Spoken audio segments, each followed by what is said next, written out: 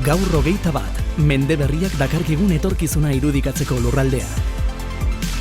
Gaur 21, Eusko Ikaskuntzak eta Euskadi Irratiak elkarlanean ekoiztutako saioa. Kaixo, ongi etorri, Eusko Ikaskuntzaren mendeurren urtea da 2018koa. Arabako Foru Aldundiaren urrezko domina jasoko du erakundeak 100 urte hauetan Araban egindako lanagatik. Egun sorrera hartan emandako mandatua berretsi eta gizartearen egungo egoerari erantzuten laguntzeko tresnak eskaintzeko erronka du eta lan horretan ari da. Etorkizunera begira jarriz, askoren artean etorkizunerako bidea egiten joateko. Eta horretarako ezinbesteko tresnetako bat da, gaur ezagutuko dugun liburu berdea. Euskadi Irratian, gaur 21. Duela 100 urte lortu zuen Eusko Ikaskuntzak nortasun kolektiboan sakondu nahi zuten eragileak biltzea, indarrak batuz eta proposamen berritzaile eta eraginkorren bidez, zientziaren eta kulturaren garapena, gizarte kohesioa eta Euskal Herriko erkidegoen lurralde egituraketa bultzatzeko. Mende bat igarota, sorrerako misioa gizarte moderno eta konplexu baten testuinguruan bideratu eta eguneratzen jarraitzen du Eusko Ikaskuntzak eta bide horretan lanaren lehenengo fruituetako bat behintzat jaso dute. Liburu berdea besapean hartuta, etorri zaigu prospektiba, estrategia eta proiektu berrien zuzendaria, Beatriz Akizu, ongi etorri. Eskerrik asko Itziber. Duela mende bat jasotako mandatuari eutsi eta Euskal Herriaren aurrera bidearekiko konpromisoari eusten dio Eusko Ikaskuntzak, baina garai berriei egokitzeko prozesu bete-betean da gizartearekin batera, eraldaketei egokitzeko. Bai, hoixe da, Eusko Ikaskuntza erronka izugarria daka aurten, bere mandatuari benetan erantzuna emateko, erantzun egin behar dio egungo gizarten eraldaketari. Eta hortarako... Nola egiten da hori? Horretarako lehenengo gauza da Eusko Ikaskuntza bere burua eraldatzea. Eta bere burua eraldatzeko garbi eduki du bere kokapena zein izan behar dan, eta bere egitea zein izan behar dan. Eta bere egite hori da konfluentziak bilatzea, askoren arteko konfluentzia bilatzea, eta egungo gizarte konplexuak behar dituen erronkei erantzuna ematea. Eta hortan lehenengo fruituaren lana. Erraz esaten da, baina horretarako prozesu luzea egin du Eusko Ikaskuntzak, metodologiak martxan jarri, mai gainean galdera asko eta lanean jarraitzen duzu. Bai, lan ez da falta, ez. Bai, honekin hasi ginean, prozesu guzti honekin hasi ginean 2015ean, 2016an ja sakonki liburu berdeari heltzen, eta honekin bilatzen genduna gizarteak berak Eusko Ikaskuntzari erantzun bat ematea.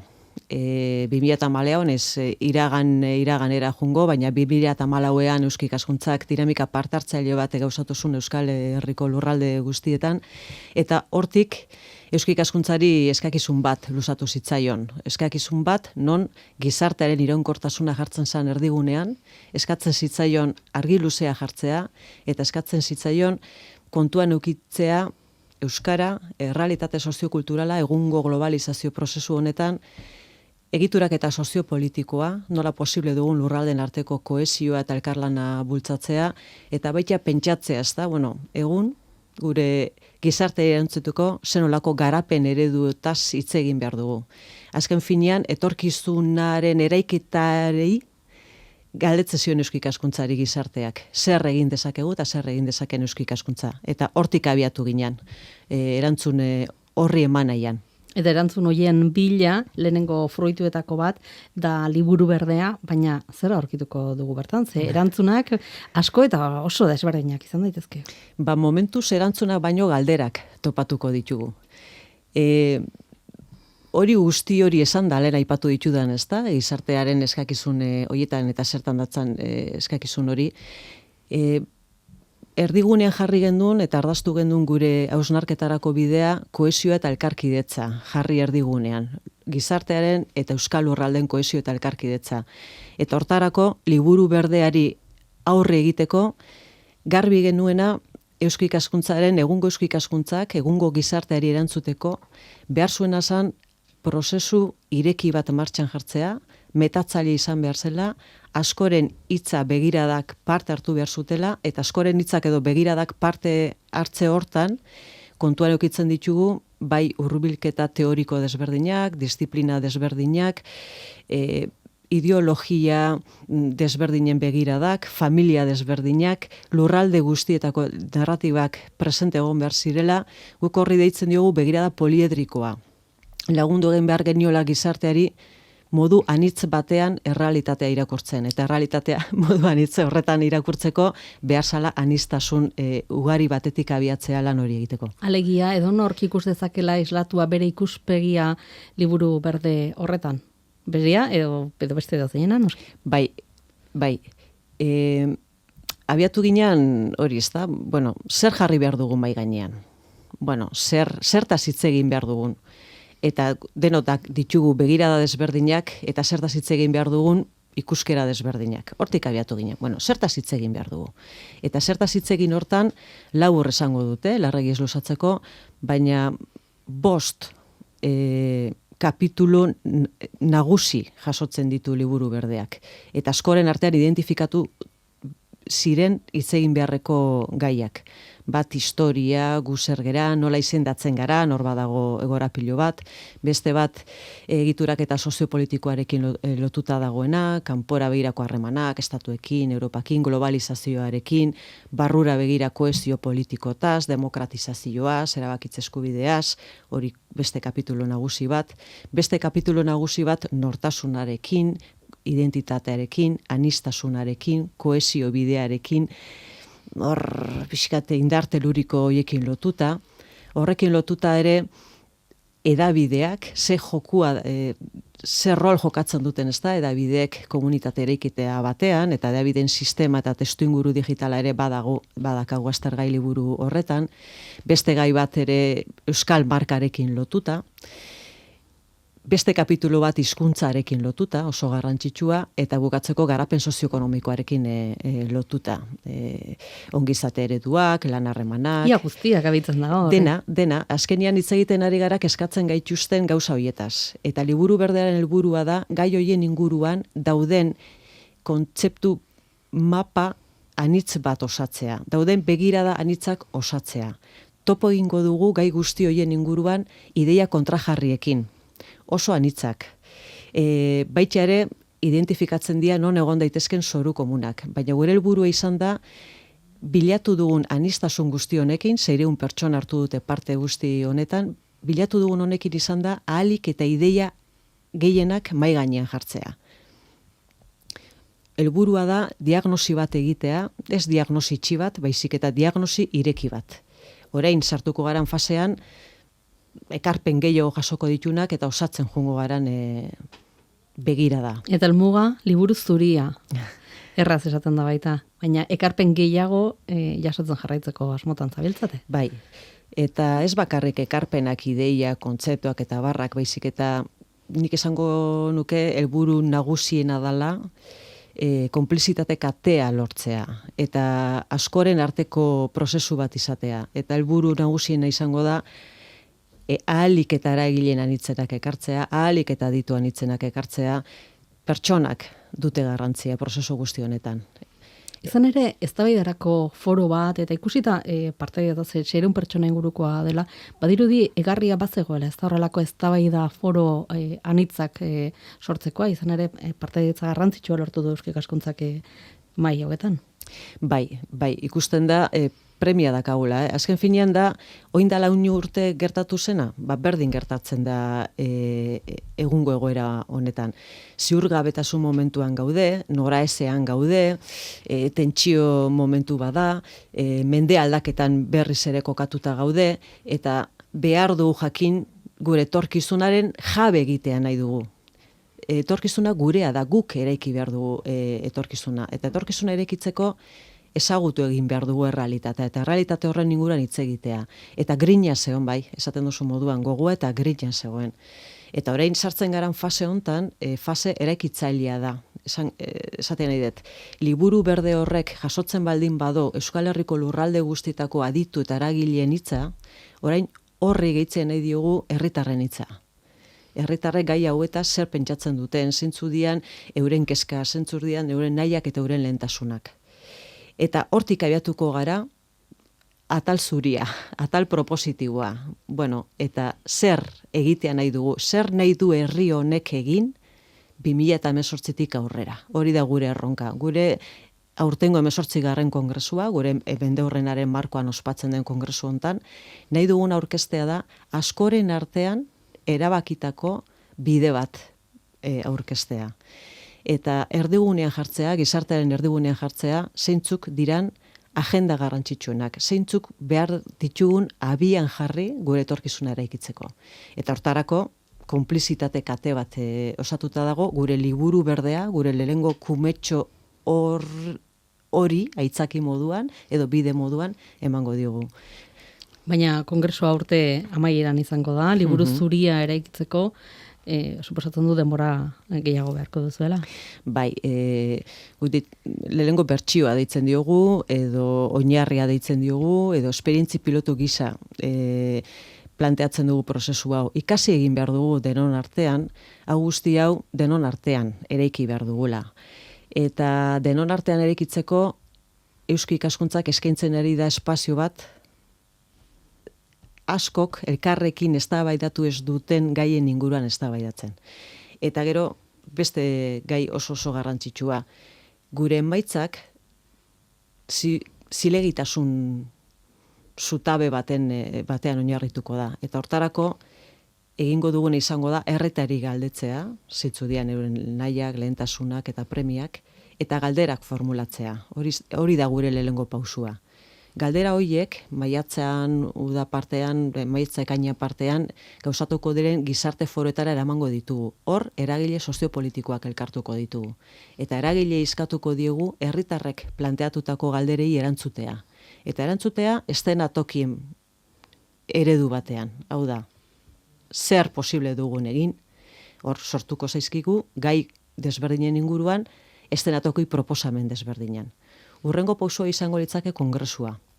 Kongresuak izaera oso berezia du, izaera prozesuala du, lurraldez lurralde joango gara, Baiona, Bilbo, Gasteiz, Iruña, Donostia izango dira, hor kongresu tematikoa landuko dira, soziopolitika, gobernantza demokratikoarekin lotuta, garapen sozioekonomikoa Bilbon, Euskara Gasteizen, Iruñan gure jendeak, gizartea eta kultura, eta hor adituei eskatuko diogu erakundei batera, eragileek proposatutako eszenatokei ze arkitektura aukera posible dia egin. Hau da, ze bide posible dia egin eszenatoki desberdinei erantzuna emateko.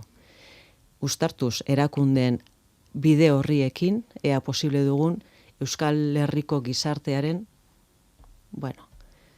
Benetako arazoei, benetako konponbideak bilatzea azari zara, ez da? Bai. Ez da. Bai, eta kezkatzen gaituzten gauza hoietaz. Eta gainera konponbidea, herritarrok, eragileok, adituok, eta erakundeekin batera eraikitako bide bat izatea. Hor dakago erronka handiena, ez da, konplizitate kate hori sortzen.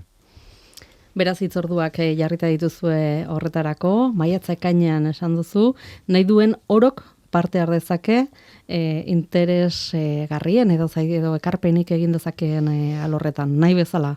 Asko eskertzen dizut galdera hori.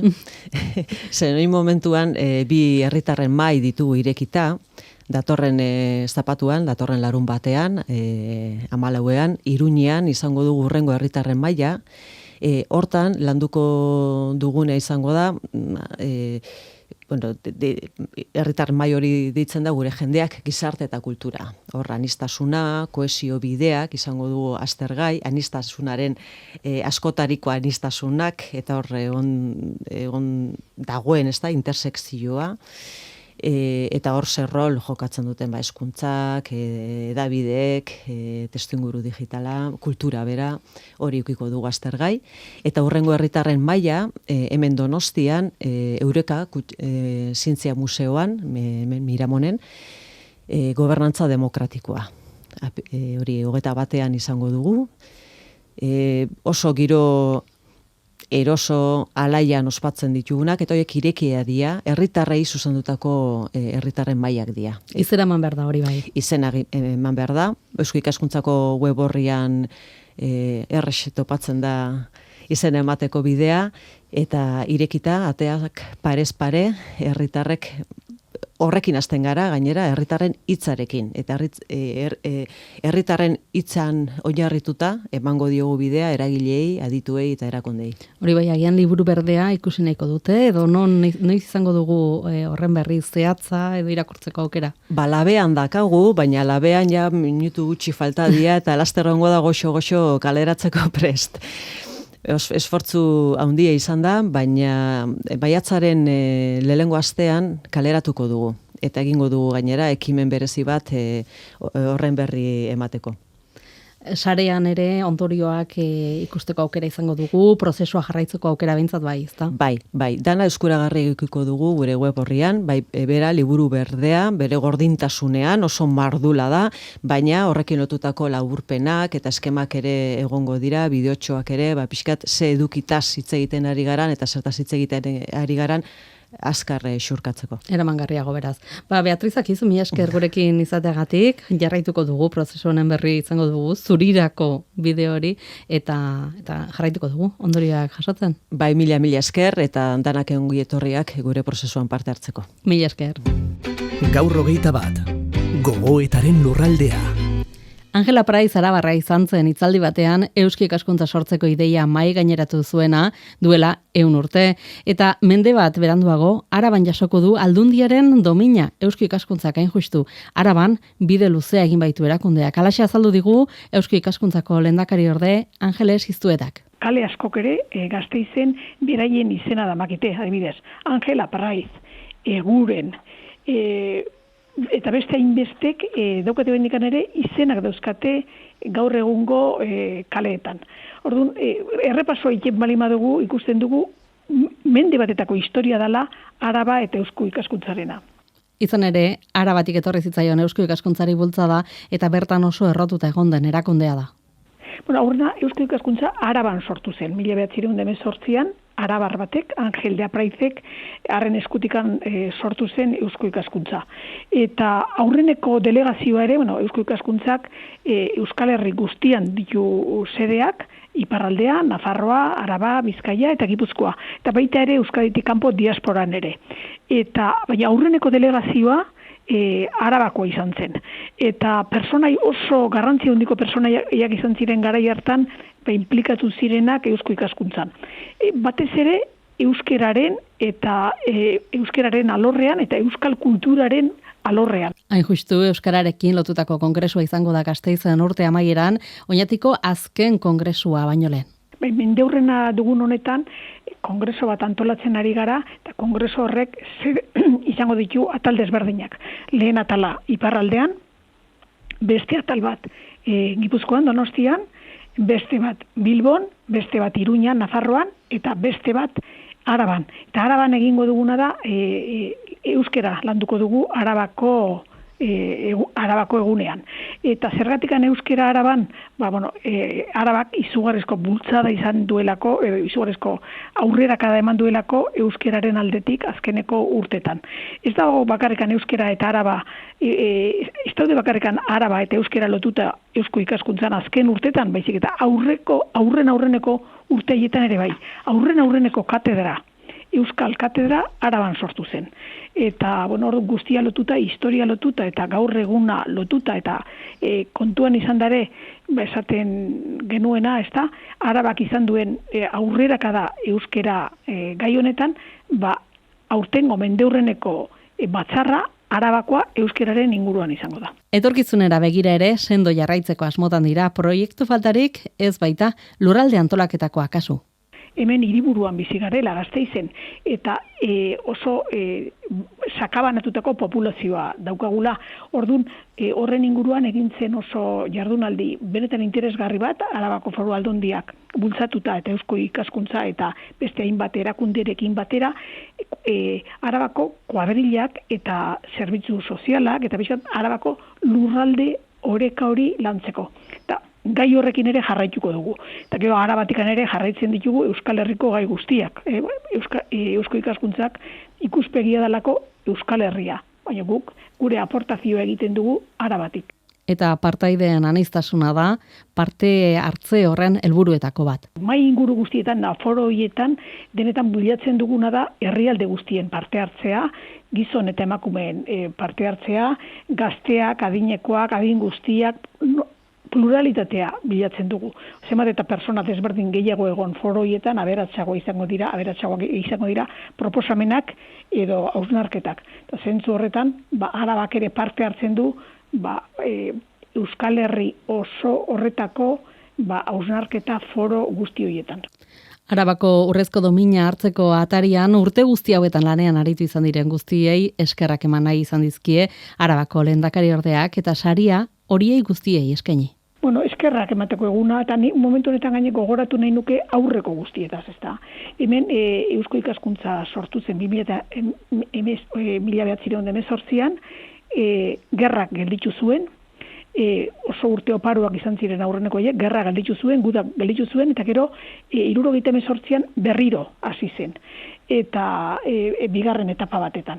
Baina etapa guzti horietan asko izan dira Eusko Ikaskuntzan lan egin dutena, bere borondatezko ordu asko pasa dituzte, eta orduan eskerrak emateko garaia dare bai aurreko guztieri. Osea, aurretik ere gizon emakume askok lan egin dutelako Eusko Ikaskuntzaren barruan, Euskal Herriaren alde, eta jakinda ere, gu ez gera unibertsitate bat, gaur egun unibertsitateak Euskal Herri osoan asko dira eta oso ona daude, gu gara, jakintza zabaltzeko eta hausnarketak egiteko foro multidisziplinar bat. Eta hor, pensatzen dugu gure papera jokatu genezakela Arabatik beti Euskal Herriaren alde. Beraz iragana eta etorkizunera begira ere bai, gazteen indarra bultzatzeko ekimen berria prestatzen ari baita Eusko Ikaskuntza. Datorren urtean hasi behar dugu bai gazteeri sariak ematen. Oraindik arte eman ditugun sariak dira, persona ja bide luzea egin duten personei, baina urrun urtean tikan hasi behar dugu bai gazteentzat sariak sortzen. Euskadi Irratian, gaur 21. Beraz ohi dugun bezala parte hartzeko gonbitea luzatuta agurtu nahi zaituztegu. Teknikari lanetan Jose Alkain izan duzu eta zuekin hizketan Aitziber Salinas. 15 egun barru bueltatuko gara gogoetarako beste proposamen batekin. Ondo izan.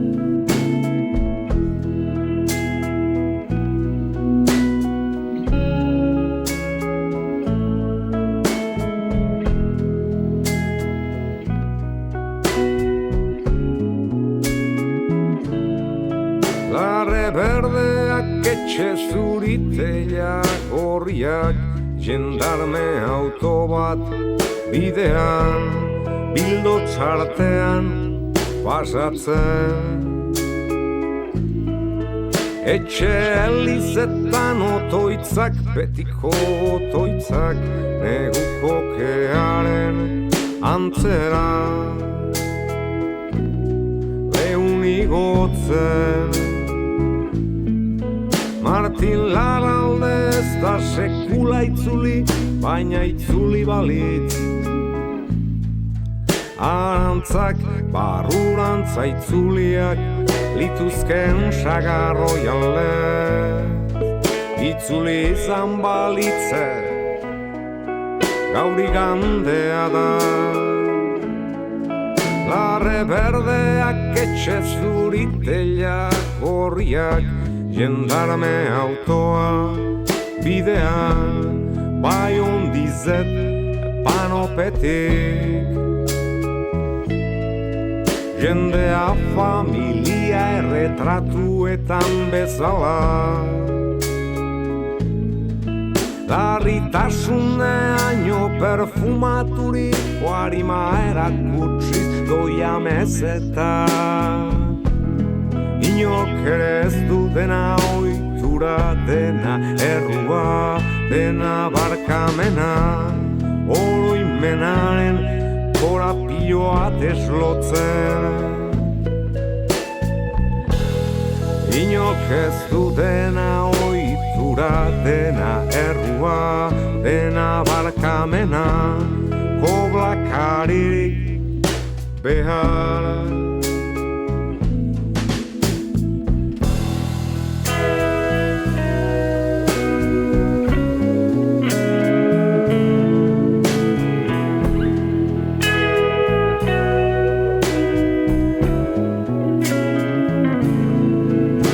Tinlarralde honelako egun batez hiltzen galeretan begiak zabalik etzan da zerua itxaso zikin bat da